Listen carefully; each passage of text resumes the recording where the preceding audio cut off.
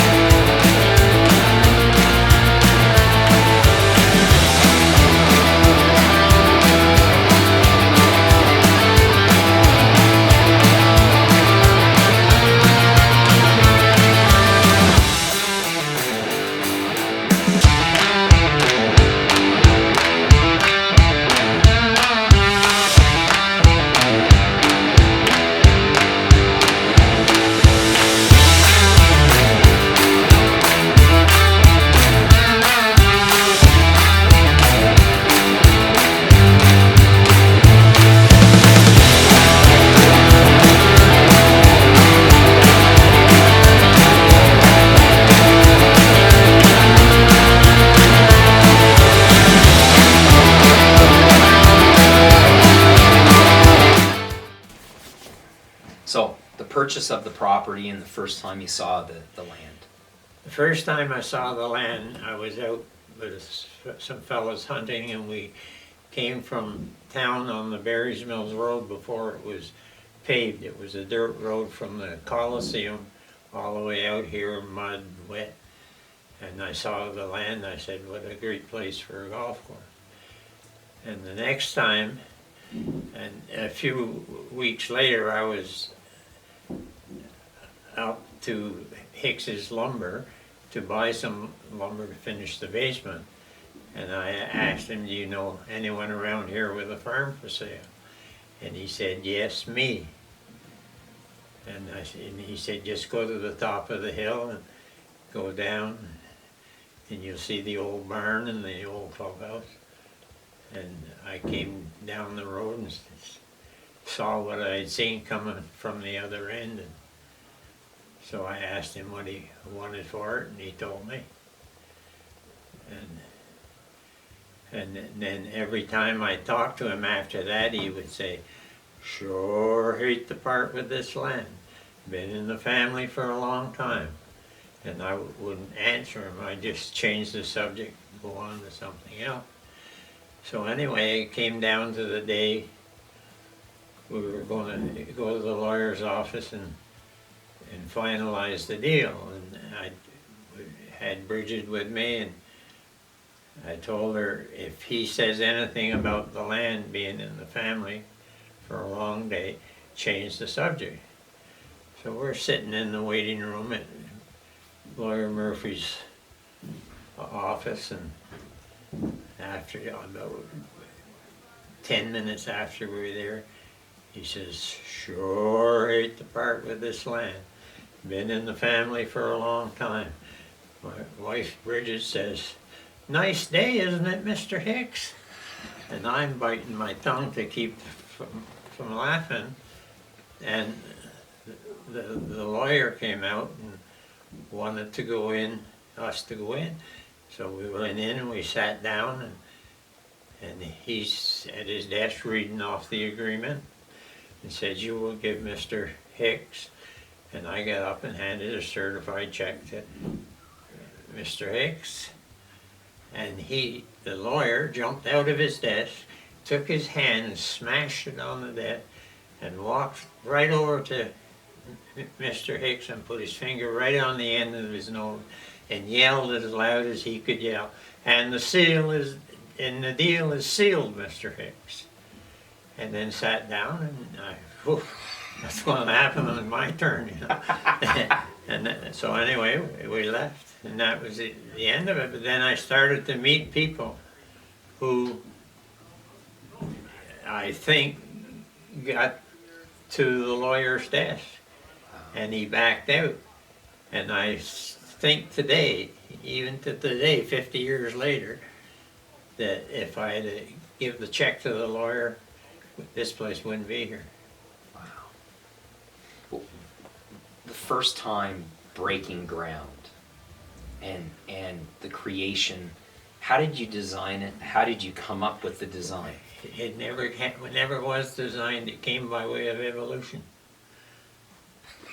How so? Well, I cut a hole out and I say, well, we got to go from here to somewhere, and that's how I did it.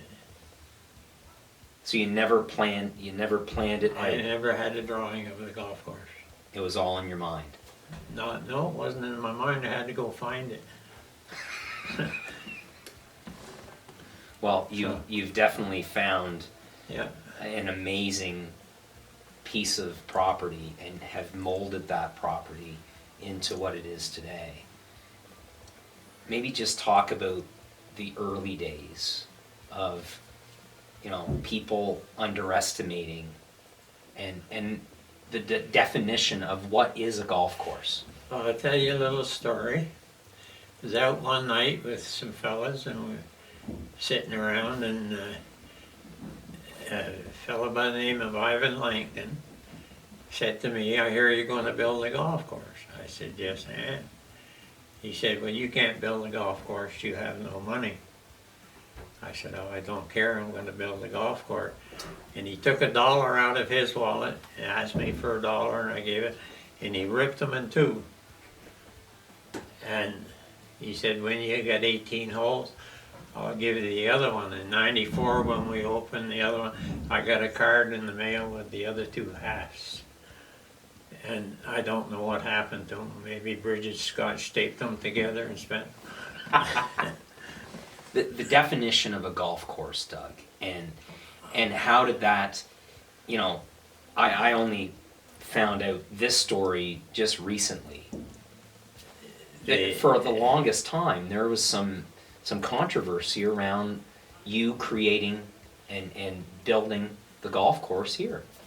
Well, from what I understand, the president of the MBGA called me and said, Doug, I got to come and see you. He said, I have a complaint that you're not a golf course and you shouldn't be a member of the MBGA. I said, well, come on down. And so anyway, and I knew him well because I'd played a lot with him in tournaments. This is Doug Brewer. Yeah. And he came down, and in the meantime, I looked up what's a golf hole in the dictionary. And he came, and I said to him, did you ever look up what a golf hole is in the dictionary, Doug? He says, no. He says, I haven't. So I said, well, it says it's a tee at one end and a hole at the other. I said, we got 9 of them. So we went around the course, and he was pleasantly surprised at what we did have. So that was the end of that. And 2 weeks later, we had Greg Doucette and his sister were both on the junior provincial teams. They'd come with me from Magnetic Hill to here. Did you ever imagine, like when you first started playing the game, that you would design your own course? I did when I was in school, because my yearbook, my favorite expression was I'd get there and I had to crawl on my hands and knees dragging my golf clubs behind me, so I was going where The word accessibility. This golf course is accessible. How special is that for you, that so many people feel at home and feel part of the family out here? Well, I think it's part of its price. It's not overly priced, and people come here and they're treated like friends, and it's, nobody's bigger than anybody else in my mind. So. What has the game of golf taught you about yourself and the lessons that you've learned from playing golf? Well, the simple thing is what I tell the kids when they're getting to be little hot shots. Don't get so big you forget where you come from, because the road back is short. And it's that way with everything in life, you know. The golf course came over 50 years. We're still doing things. So it's a job that's never finished. And Did you ever see yourself being a backhoe operator, an excavator operator, dump truck driver? Oh, did you ever envision that? when I had started here, I had never sat on a farm tractor. So I'd never run a backhoe, I'd never run a bulldozer. Self-taught. Self-taught, yeah. Speaking of being taught. Do it and fix it. Talking about being taught. Who taught you the game? I worked for, as a kid, at 16, 17, 18, I worked in the pro shop at Lennoxville, Quebec for a pro by the name of Jimmy Fowlis. But the pro shops in days were, it was a canteen plus a little bit of pro shop. Right. And I worked for him there, and then I was assistant pro 3 years at St. Thomas, Ontario, and a year at London Hunt Club. That's where you met the old pro. The old pro, yeah, the old Scotsman. And I went out with him one day. I told him about practicing and getting my arms stiff and straight. And he went to the practice fairway and he wanted me to stand up and stay level and let the left arm bend, and not over a period of a week or a month, instantly gained 25 to 30 yards by bending the left arm. Everybody thinks they got to keep it stiff. Well, you were really revolutionary in the flat wrist, and now everyone is trending that way. There's been so many trends in the game, Doug, but why the flat wrist and the importance of that? I picked that up when I was at the Hunt Club, and I don't know if the old pro said it or if it's something I saw on TV, but I mean, if you lay your hand flat on the table and do this and this, that's how your wrist works. People want to do this and this.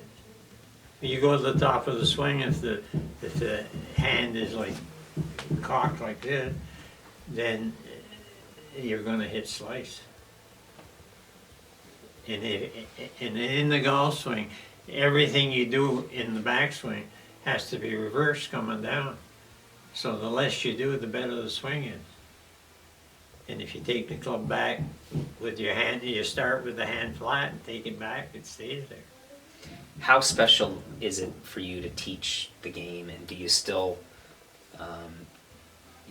see yourself out there on the driving range and the need to go and the want to go help someone out? Oh, I still go across the driving range, and if I see somebody struggling, I'll go help them.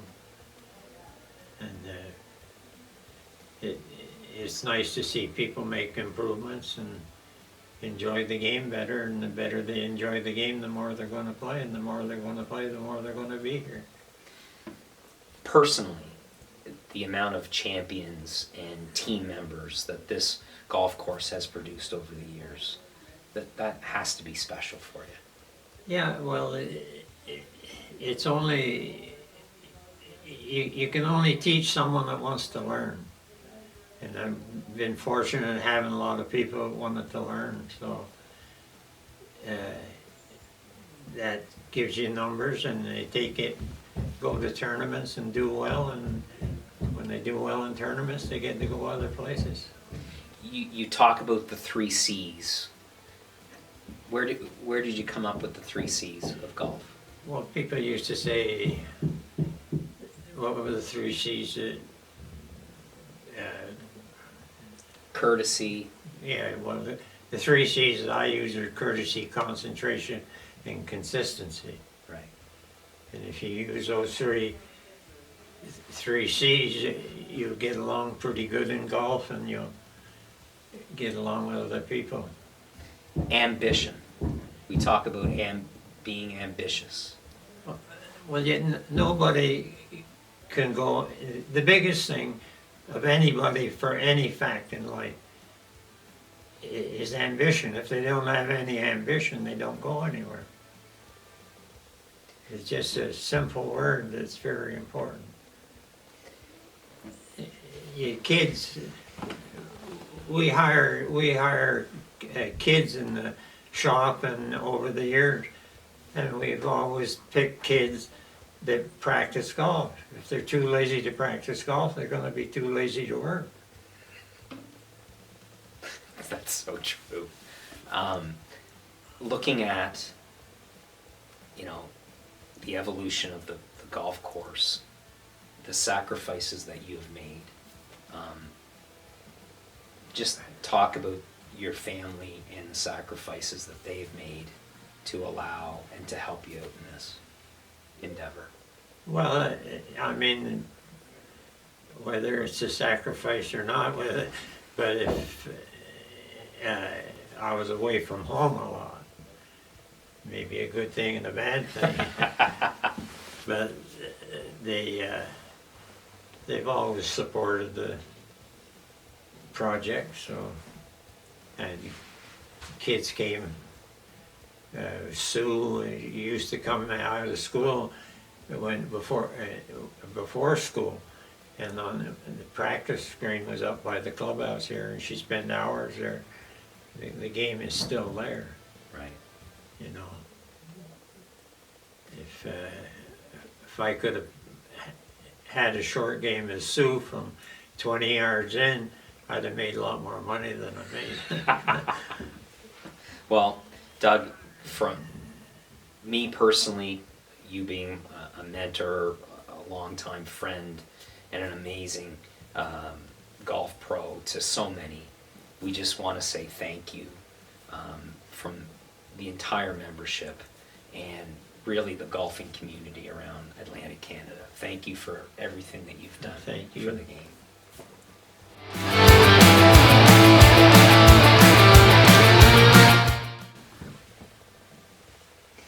One word that best describes Country Meadows. Loyalty? How so? Well, people that come here generally stay here. I've only been here since '74. My take on this would be 2 words. Okay, you said loyalty, which caught me off guard because this place is as loyal as anything. So loyalty, family, and home. Those Yep. are my 2. Mm-hmm. Like, that's what this place is for so many people, right? Oh, for sure. Yeah. So, that was my biggest. Mm-hmm. You talk about family. My father was the president. My mother was a member here. All us kids, my kids, Yeah. and my grandkids. Kids. Yeah. That's family. 1974, what was the golf course like? Ooh. I remember that you started on a par 3 down the hill and you ended on a par 3 up the hill. You're hitting an iron right at the clubhouse. I don't know whose idea that was, but anyways, we didn't have to replace any windows, so. Just discuss the impact that Doug has had on you personally and the game of golf in this region. Well, I mean, there's no better teacher, but if you're trying to learn how to paint a picnic table, he's not your guy. Please elaborate on that. No, we'll leave that one for later. Doug's vision and the creation of Country Meadows from 1974 to 2023, 50 years. Maybe just discuss his vision and how he incorporated that throughout the membership. Well, he saw it, I guess, and he come out here and it was a blank slate. There was no trees anywhere when we first showed up here, and I could play golf with the same ball for weeks. And now, he lined all the fairways with trees, and here we are. A lot of people say how special this place is. Yeah. The impact that the people of Country Meadows, the staff, and our membership, Mm-hmm. how special is it? Well, you said you weren't going to make me cry, but a lot of mentors. Yeah, you talk about Jim Hardy, Willis, a lot of good people. The impact that Doug has had on so many people, it is truly profound. Mm-hmm. Maybe other than painting the picnic table, your fondest memory of the game of golf here at Country Meadows. Oh God, there's so many.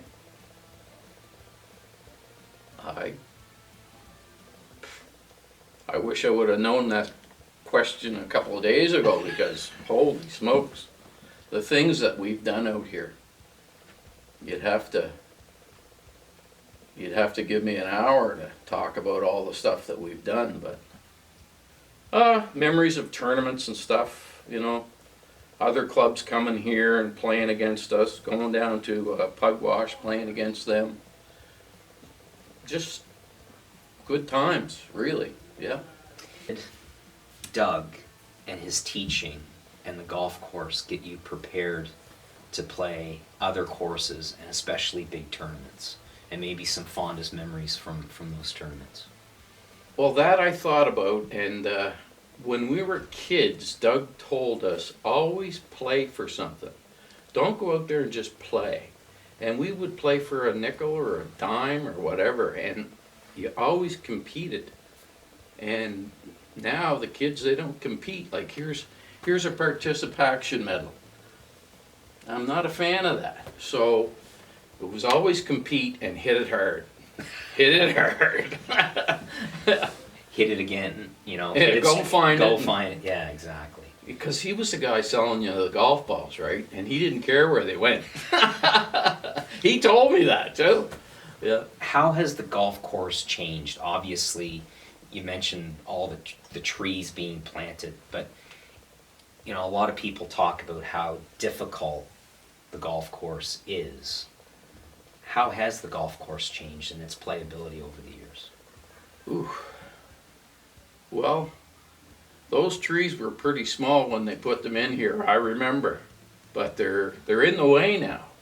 Yeah. One tree in particular, though, that's gone, we all know, that one on 17. It wasn't me. I didn't cut it down. The changes and the modifications of the golf course over the years. Yeah. You were here at the beginning. Those stages and those changes gradually over the years. Yeah. How did the golf course change? And maybe talk about Doug the designer. Doug the designer. He wanted it to be playable for everyone, and I think he accomplished that, but there's some difficulty to it as well when you change tee box. The guy knew what he was doing. Yeah. The best lesson Doug ever taught you. Wow. The best lesson. Well, we all remember the finger in the shoulder. Turn them shoulders. He was always talking about a big shoulder turn and then hit it hard, and I've still got a pretty good shoulder turn today. And he still hits it pretty hard. Yeah. Yeah. Last one for you right now. The vision and where this place is going to go in the future. Where do you think Country Meadows is going to be in another 50 years? It'll be here. It'll be here.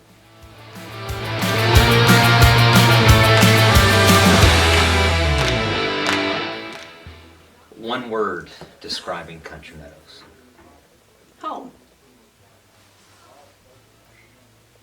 Your fondest memory of growing up on the golf course. Ooh. I would say it is the last round I played before I left for university. It had rained earlier in the day, so there was nobody at the course.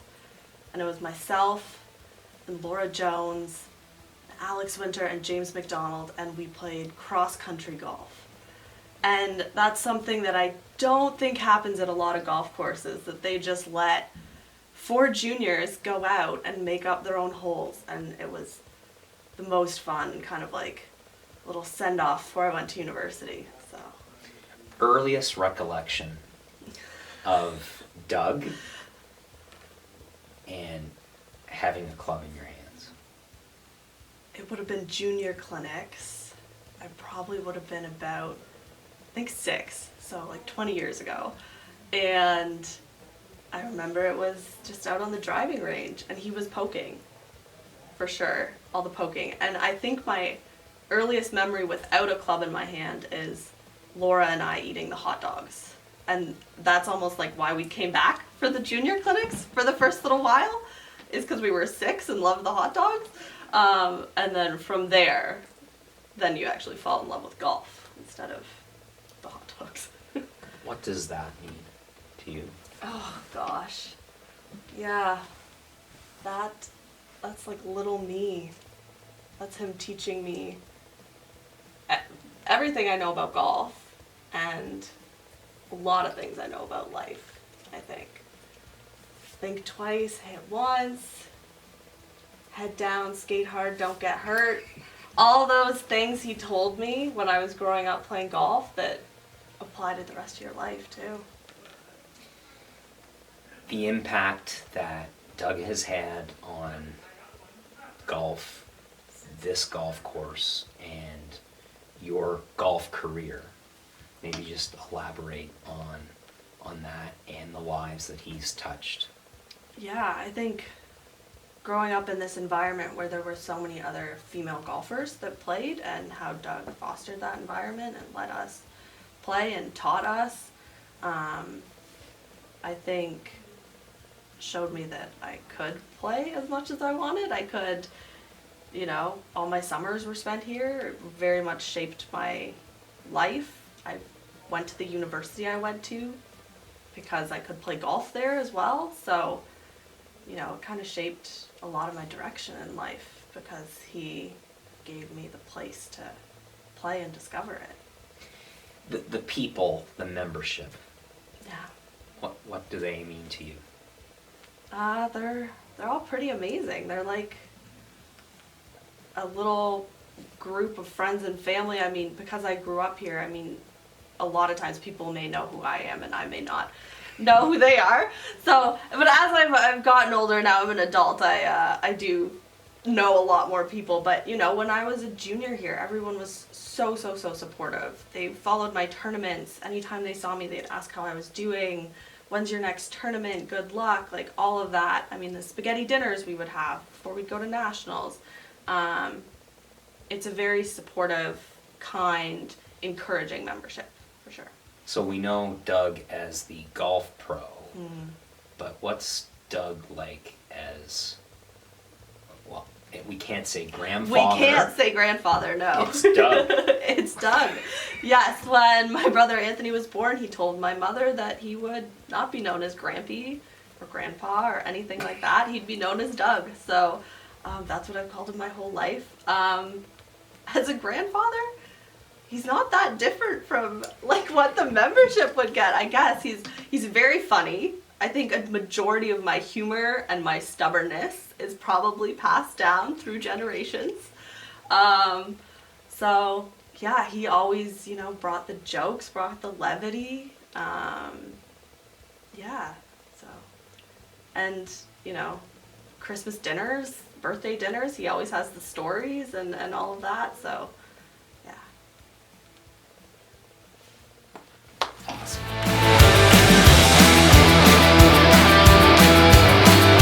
All right, here we go.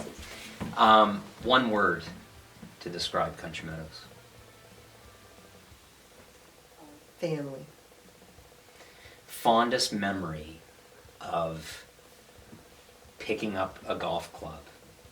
Your earliest recollection of picking up a golf club and your fondest memory here at Country Meadows. So my fondest memory picking up a golf club, it's funny because I was playing ball and I didn't have a team, so I came out with a bunch of girls to have a social. Great place to come for a social. And I decided after having a social and listening to people talk that I was going to be a member here. And I never picked up a golf club. So I bought a membership, wrote a check for a very small amount of money, and the next day I came down for my first lesson. And because on your membership we get 6 weeks of free lessons, so my first lesson was with Doug Sullivan, and he said, "Show me your swing," and I put it like a baseball bat. And he was like, "Perfect." And I said, "Perfect, I've never swung a club." He goes, "I like it. You have no bad habits." Any other memories from that first lesson? A lot of people have mentioned the poking. Did he poke you in the shoulder? He did everything. he held the club against my head. He poked my shoulder. He told me that we got a lot of work to do. But he was really patient, and it was a lot of fun, and it made me come back the next day, you know, really quickly. All those lessons that Doug has taught you over the years. Mm-hmm. What's the best lesson of all? Best lesson of all. Mark it and park it.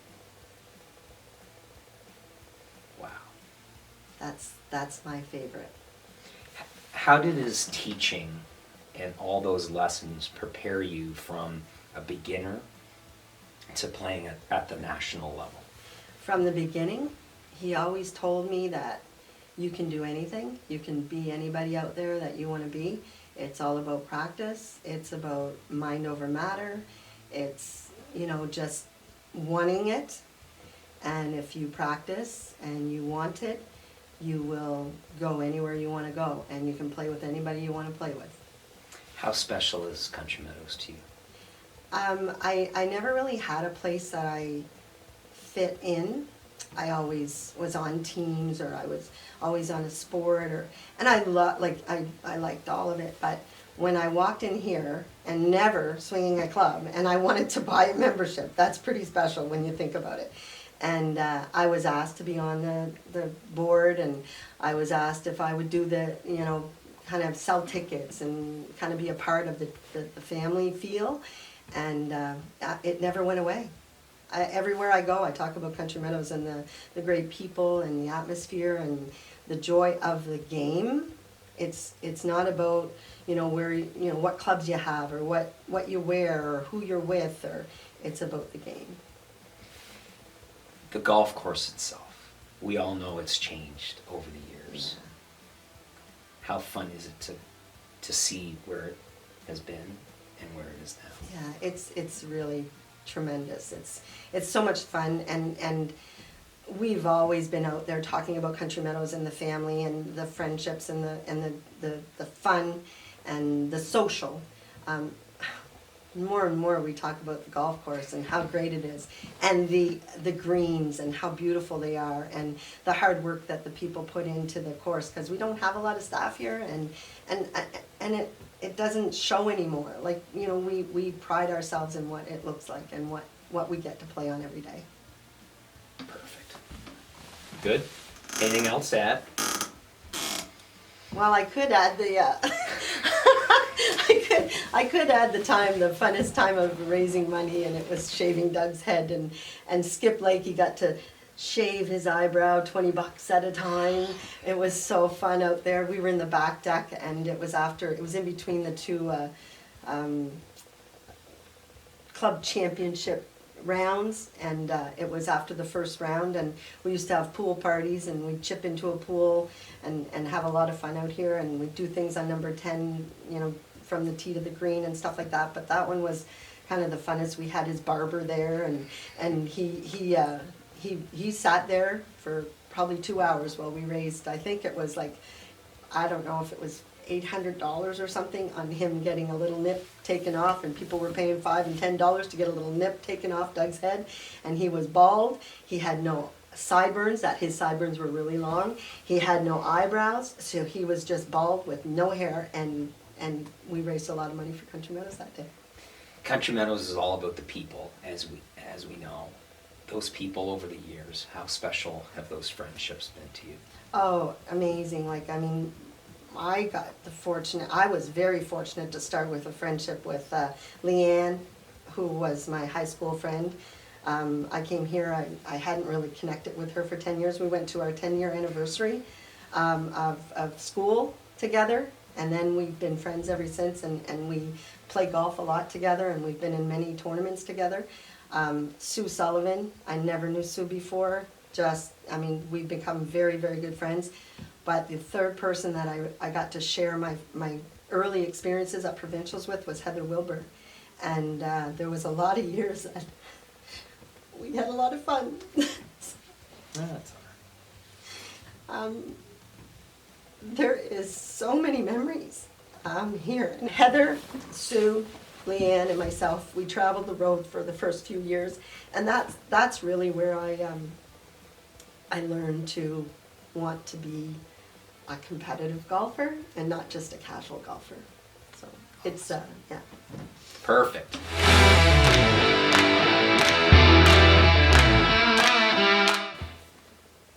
One word to describe Country Meadows, what would it be? Comradeship. Friends, fun. Had a great time at this club. Been here since the very beginning. Met a lot of wonderful people. You mentioned the people. Yes. That is the foundation of Country Meadows. And that's why you see so many people will come here versus some of the big fancy clubs, is because of the social life we always had out here. And if you look at any of the albums, you'll see all the great pictures of all the wonderful parties and events we had out here.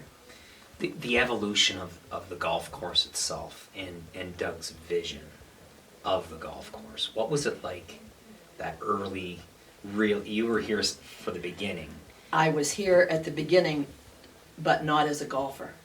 I didn't take up golf until I was in my 40s, so that was probably in the mid-80s that I started golfing. But I was out here a lot for parties, of course. I wouldn't miss that.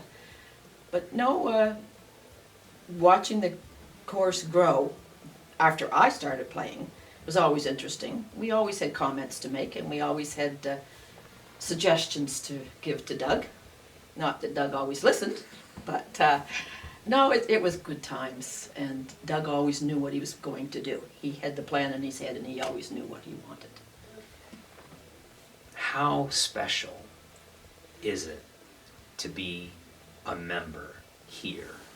And not only a member, but the accessibility of being a female member, and the accessibility and Doug and the entire staff welcoming women to play golf. I wasn't here in the very beginning again, but I think it was one of these things that we had to build on. We started small. There were a number of ladies that worked in the kitchen doing all the meals back before I came. And then when I came out, I fell in love with golf, so I was here a lot. And eventually got involved in the administration. I was the ladies' president for a few years, and even tried captain, even though I didn't know what I was doing, but I got a lot of help from the ladies. The ladies were always supportive and always ready to help you with anything you needed done. So it's always been a great place to come. How empowering was it to see that, the women's membership climb and be a Fabulous. pillar for this golf course? Fabulous, fabulous. I mean, our ladies' nights, I don't know what it's like now, but back in the 90s, we had a lot of ladies out here on Tuesday nights. So, and in the seniors, so, no, it was great. It was just wonderful to see people, and watching the kids too, because the children of these people started to come out to golf. And over these last number of years, for me personally, it's watching these young people be here golfing rather than whatever. Right. I'd like them to be here now without being on their phones all the time. I'd like to see them get more interested, and they will, a lot of them do. Doug's vision and, being an amazing teacher of the game, but how special is it for you, and maybe some fondest memories of, those early days, the early lessons, and really gaining expertise in the game, but always here at Country Meadows? Doug was always here for anybody that wanted help, but he was never too happy that my husband did a lot of the teaching with me. But Doug did give me some lessons, and the one thing I did remember was putting. He always told me to pretend there was an anchor around my neck. So I often think of that. But no, he's a wonderful teacher. He's had some other great teachers and people like yourself that worked with young people. So yes, this has been a great club. All the good players, many of the good players in Moncton came from this club. And I will tell anybody that, and I do. What does this place mean to you, and personally, and does it hold a special place in your heart, and why? Oh, because I've had a lot of fun here. You know I love to dance, and I've cut the floor up there a few times, and just a really wonderful place to feel welcomed and to be yourself. No airs put on out here. You can just be yourself. And that's important in any relationship, to be who you are. Where do you see the golf course going?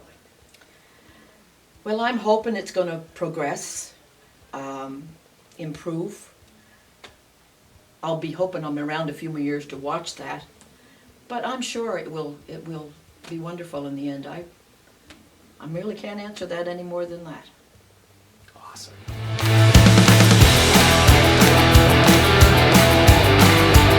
First year you were here, when did you join? First year it opened. Seriously?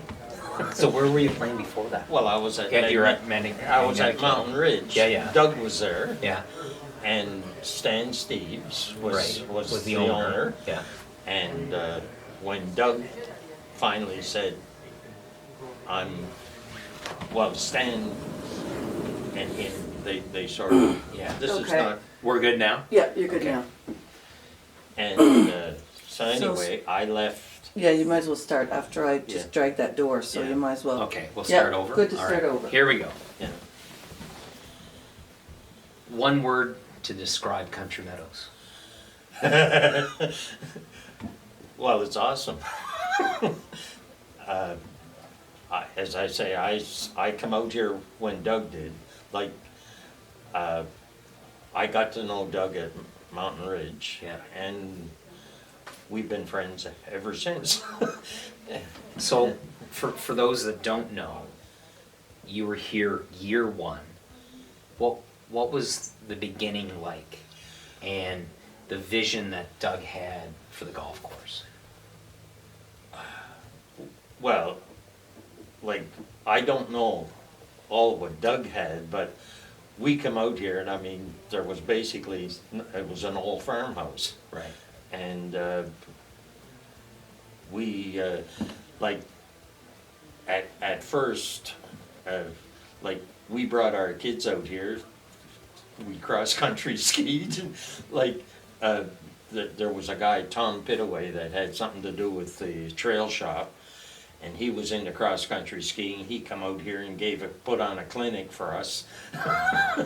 And then everything started to evolve, and So it's always had that sense of family and sense of a home. oh yeah, for sure. What, Yeah. what does the golf course mean to you, and how, just the evolution of the golf course? Well, I mean, it started out as 9 holes, and it progressed to 18, and it's always been under construction.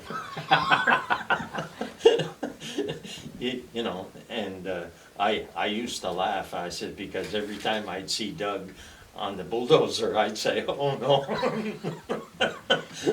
But it really is, Ray, incredible to see how far, Oh, from the beginning to 2023, 50 years, yeah. and 50 years of friendships. How impactful and how special are those friendships to you? Well, I mean, like, we knew Doug's family, and we became friends, and like, I'm an accountant. I did his books for the first 20 years. I says, I used to have fun with Leanne, like, I was teaching the electronic spreadsheets, and so I says, well, I think I can do something here to put this on the computer, do this and do that, you know, to make it easier for her Yeah. to get it going. So I did the best that I could, and it evolved, and later on we got an accounting program, and we put that on the computer, and she doesn't need me anymore. Just the golf itself, the experience out here. Why is that so special to you? Well, I'm a bit of a braggart, and like, when I came here, I was having trouble breaking 90, and eventually it happened, and then I got my wife. She started playing around 44, 45, and I started teaching her. Now, when I started teaching her, I was a 16 handicap. When I got, after two or 3 years, I got down to an 8, and you know, I broke 80, and so you know, and I've been since I turned 75. Well, on my 77th birthday, I shot a 75, Wow. and that was the first time that I'd ever shot my age, and I've been doing it ever since. The playability, you mentioned just the difficulty of the course, but the playability of the course, Ray, has changed and has definitely evolved. Oh, yeah, you know, like, the greens are really, really good now. Like, we couldn't ask for any better. Now, we still move the ball on the fairways, but that's Country Meadows.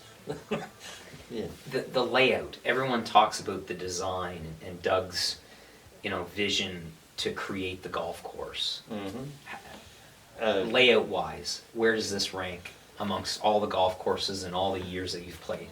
Well, the layout, in my opinion, is very challenging. And people who say that it's an easy course get an eye opener when they come out and play. Because it plays.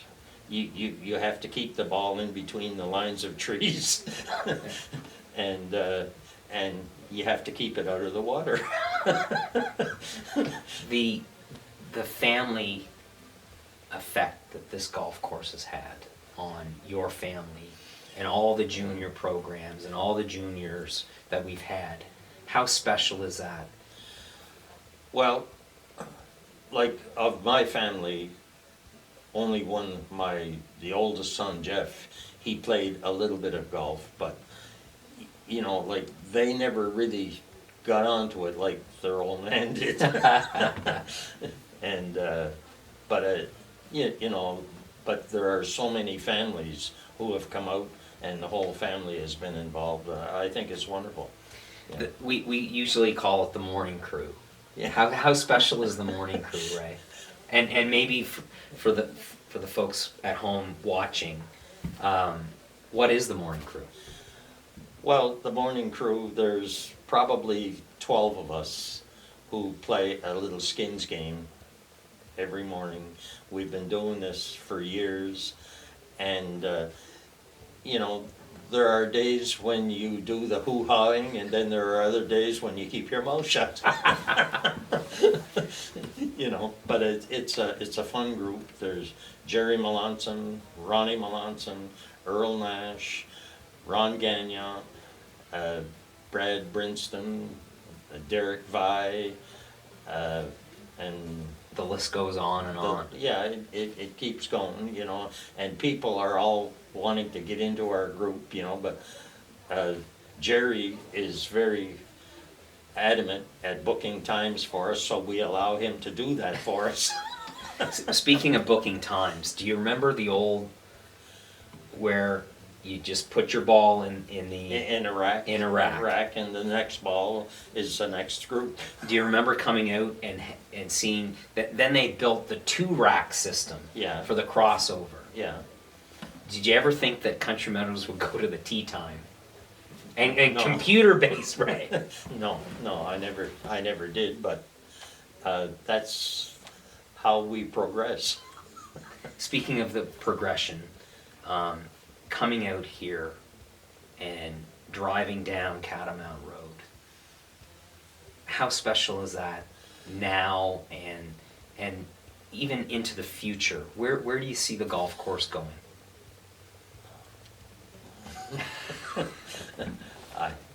I don't know, but I mean, for me, I love driving down that road.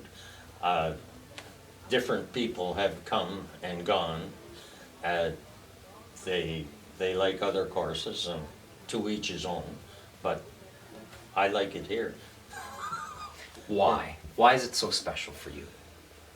Well, I like Doug. I love Leanne. And everybody about it. Now, times have changed. Like, we used to have a Friday night group that came every Friday night and had fun. They still have it, but not the way it used to be. Like, we used to have Friday fun nights, game things and dances, and my wife and I, we love to dance. So, and we miss that sort of thing now. The clubhouse and the property and how that has changed over the years. Well, what do you remember the most about just that drive down that first time coming to Country Meadows? well, there was a big burn out out on the near where the driving range is, and like, we just never ever saw that coming down, but it did, and everything has evolved. There was an addition put onto the clubhouse, and it meets our needs. You obviously being an accountant and seeing just the money and the effort and the sacrifice that it takes to build a golf course and to operate a golf course. What does that say about Doug and the family and the Well- sacrifices that they've made? He is very persistent. When he wants to do something, he's gonna do it, whether he has to do it himself. And he did a lot of the work himself. I mean, like, I remember money used to run very, very short. And he would do whatever he had to do in order to make it work, you know.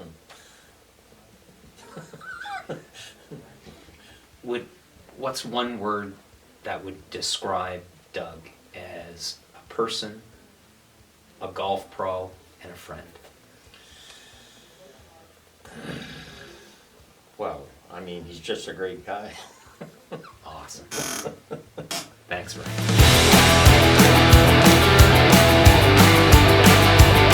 One word that describes Country Meadows. Home. The evolution of the golf course since you arrived. Par 3 course, driving range was turned around. The whole golf course itself, the clubhouse changed around, the pro shop was put in. 25 years, it's a long time and a lot of great changes. Golf course conditions is miles of difference than it was before. So, obviously, growing up playing at Pine Needles, and then you hear all the buzz and the perception of what Country Meadows is all about. When you first arrived, what surprised you? What was the biggest impact that Country Meadows made on you? Doug and Kevin were the biggest impact. The place, like I said, felt like home. It was very inviting, and it was a joy to be out here every day. And just the knowledge that those two had about the game of golf, and how much they spread it along the other members as well. It's a big difference, a golf course that doesn't have a golf pro and a golf course that does. I think it's miles different and miles better just because of that. You mentioned the people, the membership. Mhm. How special is that for you to be a part of the golf course, the tradition? But just Yeah. maybe talk about the people and the impact that they've had. It's amazing, the quality of golfers that come out of here and the loyalty they have to the place over the years. And like I said, it's home, so it's just like coming home to see my family every year when you get to see people opening the door and coming in for the first time of the year. And it's great to see them after not seeing them for about 6 months. So something else. From a turning pro and learning from Kevin and Doug, how did the golf course prepare you to take your game to that next level and that competitive drive that you had? Well, you have to learn how to hit it straight here, and that's a big difference. There is no bailout zone, so you can't miss right or left on a lot of holes out here. So if you want to score, you got to keep the ball in play. Doug, the pro, the person, the mentor, the friend. Mhm. But what about Doug, the teacher? The impact that he has had on your teaching and on countless players that have come out of Country Meadows. Yep, it's all him. Everything I teach, I learn from him. He's done a fabulous job with a number of golfers out here, and he's still doing it to this day. So it's quite amazing. The fundamentals that he teaches are something else, and I think are very, very important, and something that's probably not taught enough of by a lot of people. And I think they kind of skip through that, and I used to try to skip through that until I learned a little more and watched him and taught with him for years before he let me do it by myself. So I think that's a big deal when it comes to this place. And the way he teaches, he sticks to the fundamentals, and I think that's what makes everybody such a great player out here.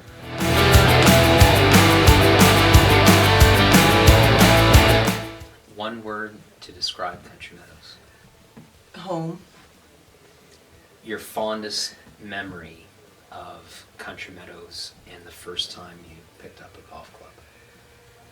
Don't think I really remember the first time I picked up a golf club.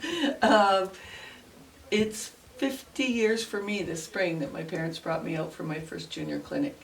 So I remember bits and pieces of junior clinics, of course, being on the line and back and forth, and Doug being back and forth. It was just Doug in those days, and our little putting contests, and snacks after and hot dogs after. For a classic hot dog place in the early years. What made Doug's teaching so impactful early on? Good question. I don't know the impact, but everybody, I think from day one everybody looks up to Doug. We all, figuratively, literally, we all looked up to Doug. He just had a way of, talking to you, teaching you, making you feel, I think, you can do this, or, he just patient, never give up, never, takes a lot of years before he gives this too many smart remarks to kids, I think, or we didn't get them when we were kids, one or the other, we didn't get it. So, no, just, his patience and encouragement, go play and go practice and, just go play tournaments. You've been around, obviously, across the country. What makes Country Meadows different and unique? And maybe just discuss the atmosphere. Yeah.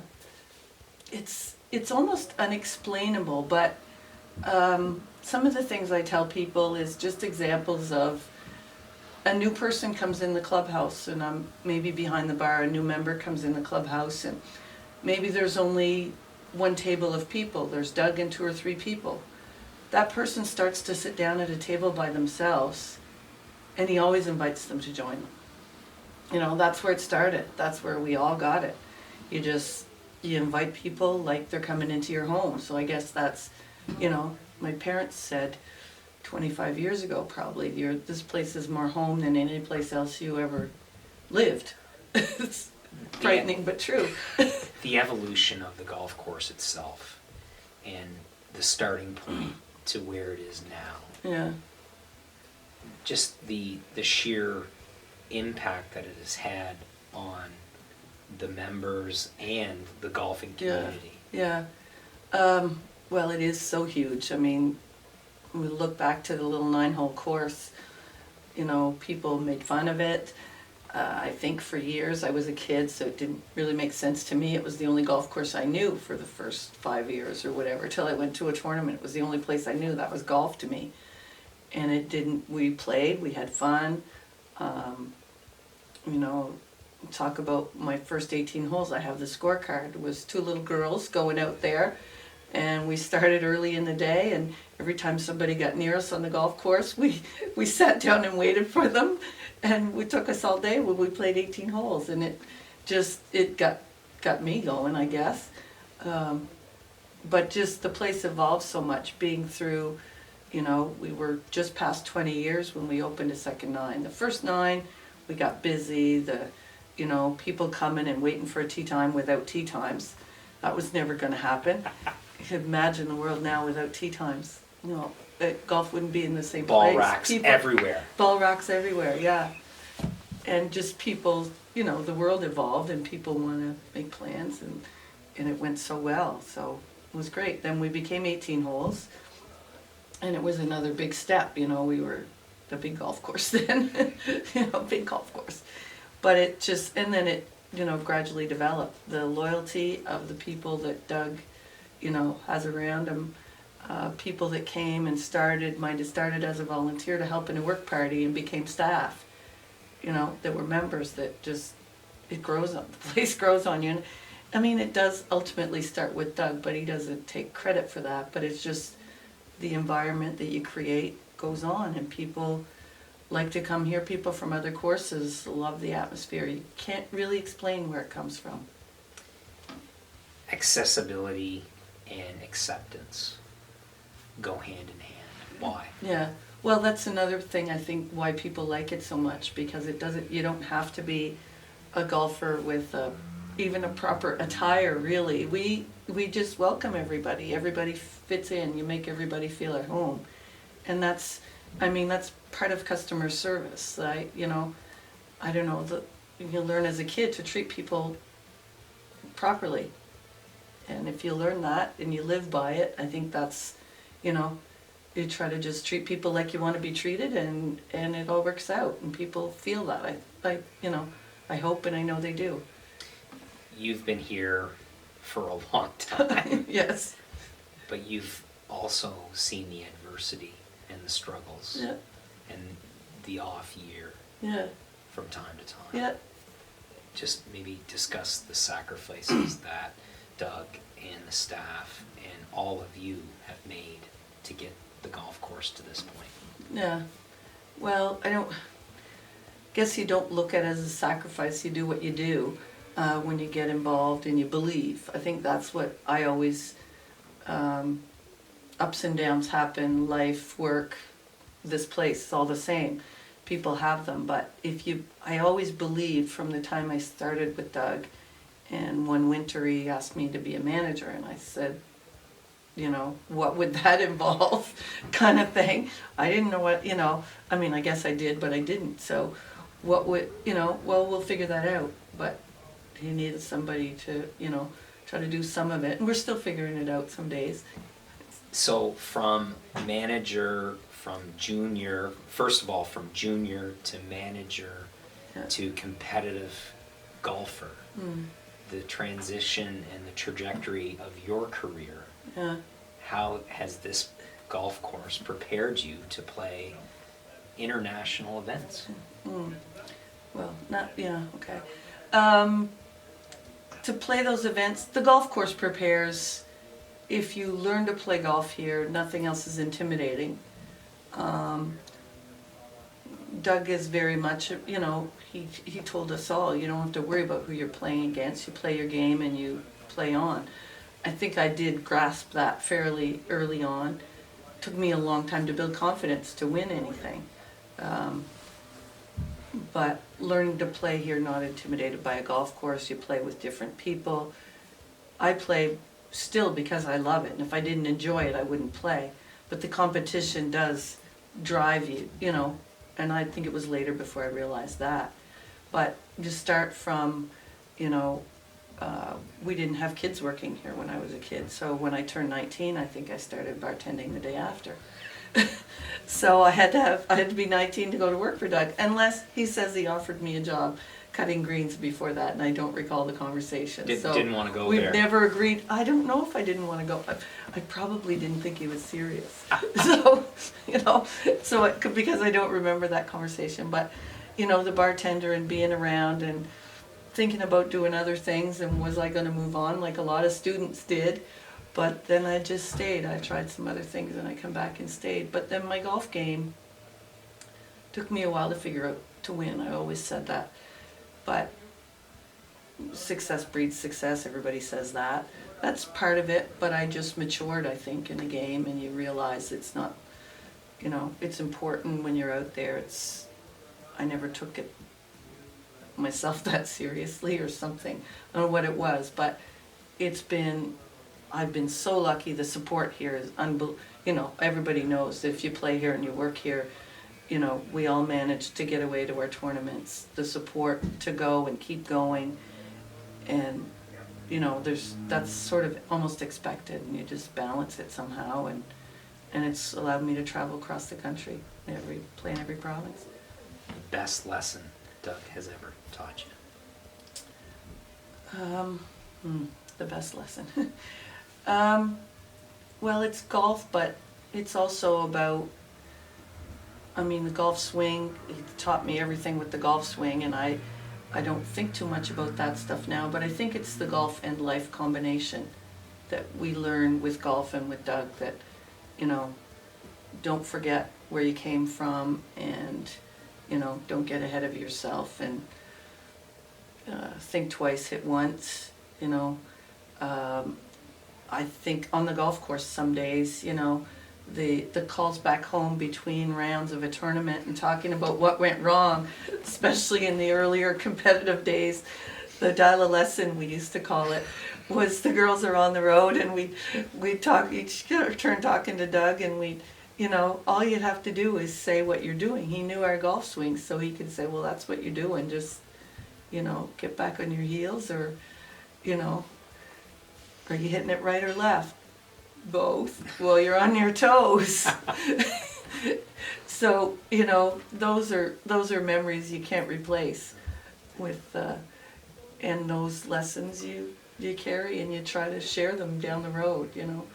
Try to cheer on the other girls from here every time we go to provincials and remind them of some of that stuff. And his voice is in my head some days on the golf course, so Well, it's good. you have had a massive impact on the golf course, Mm. on the membership, and we all thank you for what you do. Thank you. Thank you.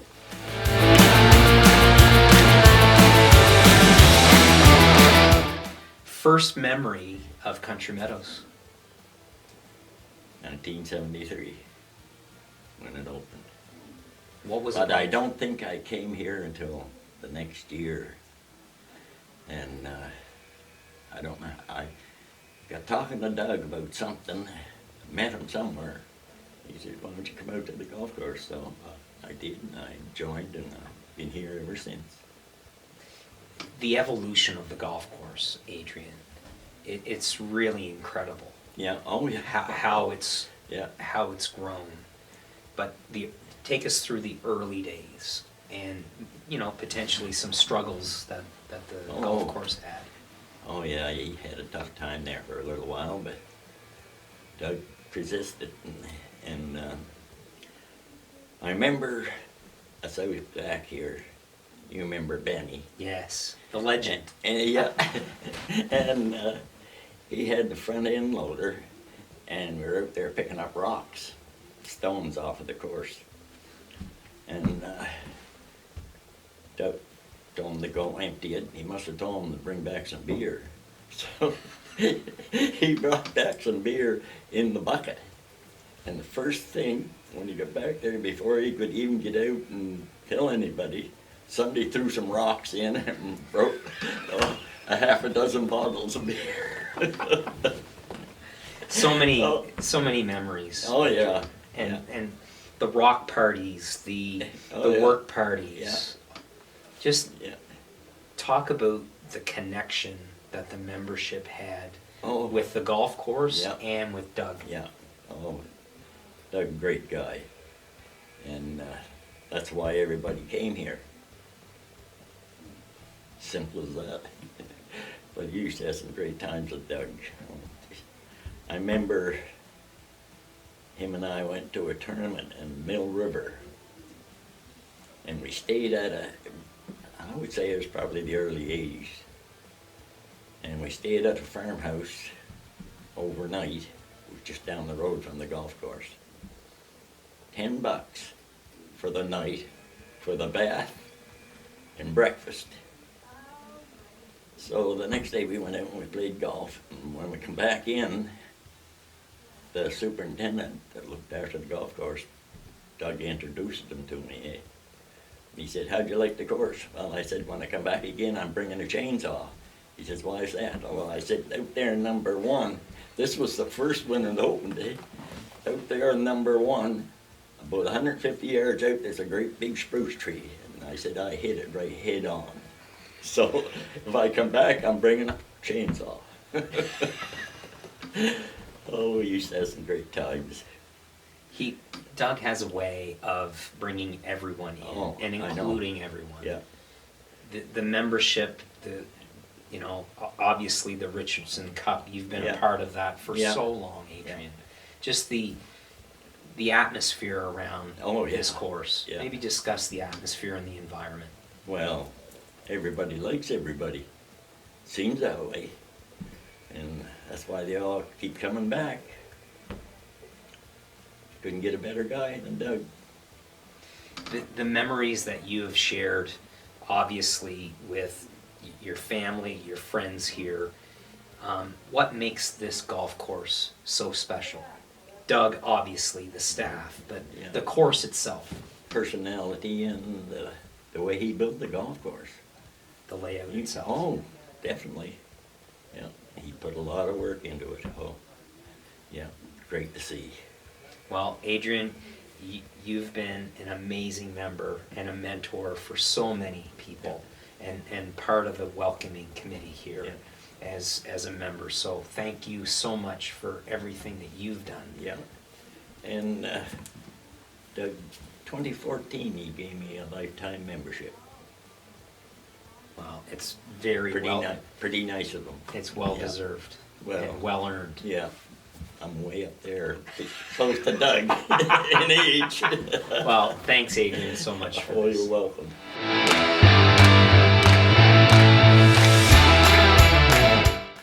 One word to describe Country Meadows. What would it be? Unique.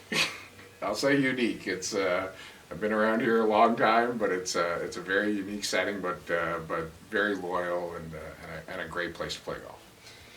You say a great place to play golf. What makes that so special? Is it Doug? Is it the staff? Is it the people? It's the people as a result of Doug. I'll say it that way, I guess. The people around here are great. It's you know, I've been around a lot of clubs, worked at a lot of clubs over the years, played at a lot of clubs, and the family feeling you get here is different than anywhere else I've been, and that's a result of Doug. How's this golf course? And Stu, you've played all over the place and have had a great career, and it's continuing, obviously. Hopefully. Far from over. But how does Country Meadows get you ready to go play other golf courses?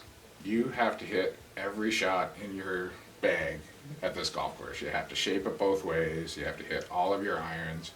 And the beauty of this golf, one of the beauties of this golf course too, that I've, kind of over the last few years, is by changing what tees you play, it's an entirely different golf course. When some of the better players around, we're talking about this place, and I say, if you want to come play the black tees here, you'll get all the golf course you want in the whole province. It's as tough as it can get, kind of thing and stuff. But it's and then you go play the whites, and I play worse for some reason. I don't know why, but but it's it's just a great place because it makes you hit all the shots. It makes you have to flight the ball down, curve it both ways, have to putt well. So it's a great challenge, and it's a lot of fun to play too, which is great. You've had a very unique perspective on the game of golf, but also the relationship with Doug. Mm-hmm.